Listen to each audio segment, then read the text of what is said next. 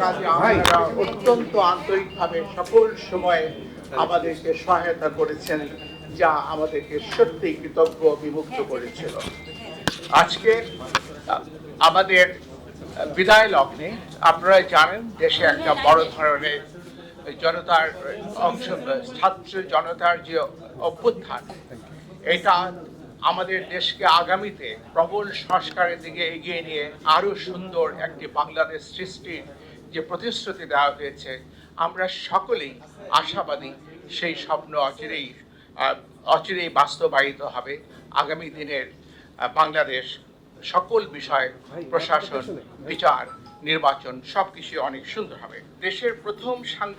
দেশের প্রথম সাংবিধানিক সাধারণ নির্বাচন 1973 সালে অনুষ্ঠিত হয়েছিল। সেই নির্বাচন নিয়েও ছিল অনেক বিতর্ক। 1979 ও 1987 সালের সাধারণ নির্বাচন সামরিক শাসনামলে হয়েছে, ফলাফল নিয়েছিল বিতর্ক।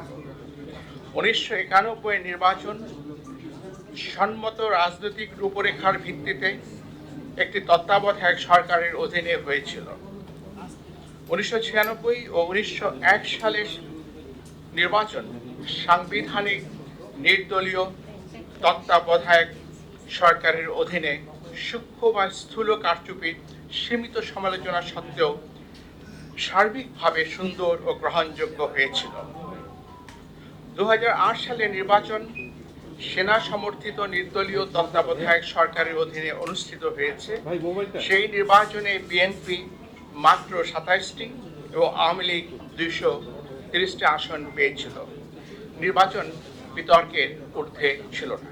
নিরাপদ প্রস্থান বা সেফ এক্সিট বিষয়ে বিএনপি এবং আওয়ামী লীগের সাথে সেনা সমর্থিত অসামরিক তত্ত্বাবধায়ক সরকারের দর কষাকষির বিষয়টি প্রকাশ্য ছিল।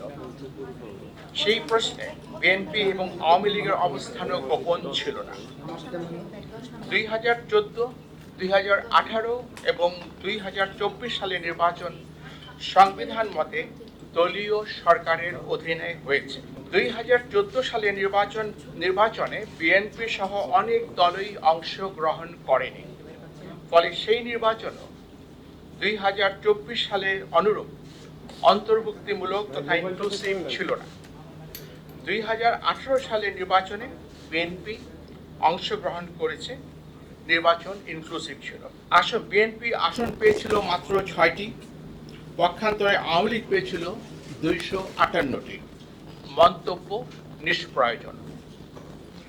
2024 সালের 7 জানুয়ারি দ্বাদশ জাতীয় সংসদ নির্বাচন হয়েছে বর্তমান নির্বাচন কমিশনের অধীনে বা ব্যবস্থাপনায়। 44টি নিবন্ধিত দলের মধ্যে 28টি দল নির্বাচনে অংশগ্রহণ করলে প্রধানতম বিরোধী দল বিএনপি ও সমমনা দলগুলো নির্বাচনে অংশগ্রহণ করেনি। নির্বাচন সেই অর্থে অন্তর্ভুক্তিমূলক হয়। কমিশন বিএনপি সহ সমমনা দলগুলোকে নির্বাচনে অংশগ্রহণের জন্য একাধিকবার আন্তরিকভাবে আহ্বান করা সত্ত্বেও তারা নির্বাচনে অংশগ্রহণ করেননি। নির্বাচনে অংশগ্রহণ করা বা না করার বিষয়টি একটি রাজনৈতিক দলের নিজস্ব বিষয়। নির্বাচন স্থগিত বা বাতিল করে দেওয়ার মতো কোনো সাংবিধানিক ভিত্তি ছিল না। সেই কারণে অনেকেই কমিশনকে দোষারোপ করছেন। নির্বাচন কখন, কী কারণে, কতদিনের জন্য স্থগিত করা যাবে তাও সংবিধানে সুস্পষ্টভাবে উল্লেখ করা আছে। অতীতে কখনোই কোনো নির্বাচন বাতিল করে দিয়ে কোনো কমিশন পদত্যাগ করেননি। সম্প্রতি ভেঙে দেওয়া সংসদের 299টি আসনে নির্বাচন প্রার্থীদের মধ্যে ব্যক্তিকেন্দ্রিক প্রতিযোগিতার মাধ্যমে হয়েছে, দলের মধ্যে নয়। 299টি আসনে 1969 জন প্রার্থী প্রতিদ্বন্দ্বিতা করেছেন। নির্বাচন নিষ্পন্ন করা অতিশয় কঠিন একটি কর্মযজ্ঞ।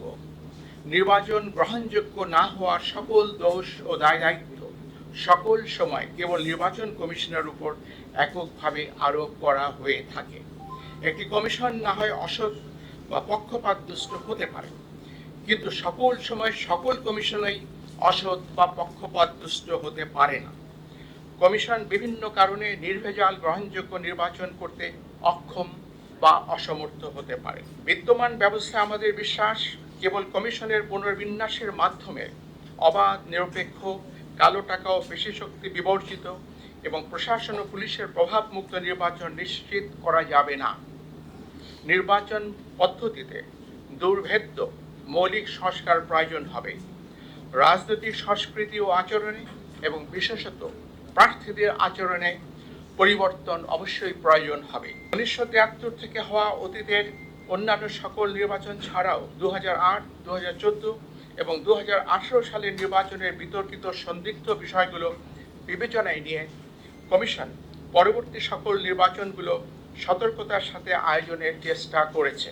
জাতীয় এবং স্থানীয় সরকারের বিভিন্ন স্তরের নির্বাচনে দিনের বেলায় ব্যালট পেপার প্রেরণ, কতিপয় উপনির্বাচনে ভিডিও পর্যবেক্ষণ, ইভিএম এর ব্যবহার দেশের সকল জেলায় একই দিনে, তবে প্রতিটি জেলায় প্রশাসনিক সীমানার মধ্যে মাঝে 3 থেকে 5 দিন বিরতি দিয়ে 5 থেকে 6টি ধাপে নির্বাচন অনুষ্ঠান, সরকারি কর্মকর্তাদের ব্যাপকভাবে রদবদল ইত্যাদি গৃহীত ব্যবস্থা নির্বাচন অবাধ, নিরপেক্ষ ও সুশৃঙ্খল করতে অনেকটাই সহায়ক হয়েছিল।